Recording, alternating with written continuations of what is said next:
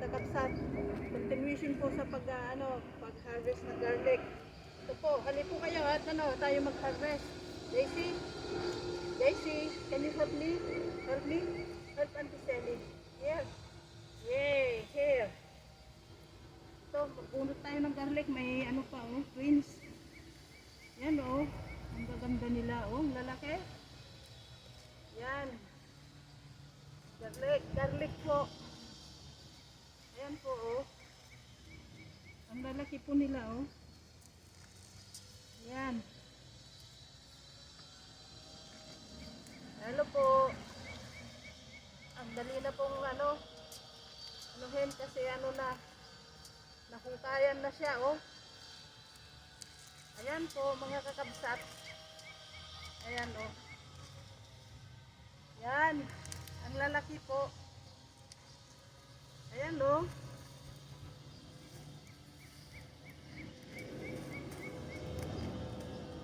Sino may gusto? Hali na kayo. Ayan po Ayan po mga kakabsat. Halika Daisy. Come help me. Come help me. Daisy. Come.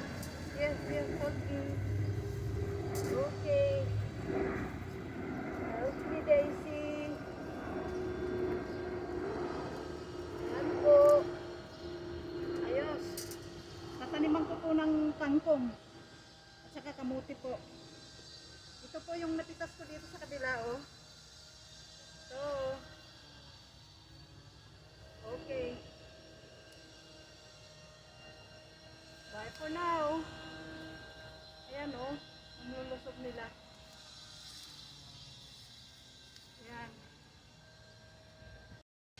Yan na po ang aking mga harvest.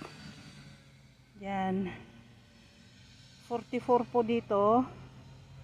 At saka dyan po ay 24 na punuan. Binilang ko po. Kasi nung ako ay nagtatanim, binibilang ko po. Yan po. Dito sa may kangkong, taniman ko po.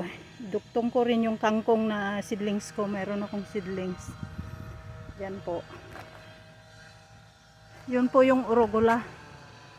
Yung puti ang bulaklak. Dito po, ay tataniman ko ng itra-transplant ko siguro. Ililipat ko yung ibang malabar dyan. Yung nagsiksikan, ililipat ko po siguro dito sa sa may bakante dito. At saka yung aking pinaugat doon sa tubig na mga kamote tops. May ugat na yun, roots na sila. Kaya dito ko po sila itatanim. Worth na rin po yung aking garlic. Tinanim ko nung last year before winter. Tumubo po sila nung wala nang nagmelt na yung snow nung sometime in March this year. At saka yan na po, harvest. At may tatanim na po uli na mga gulay. So worth na rin po na ganun. Yan na po yung aking kangkong. Yan. Okay, bye for now.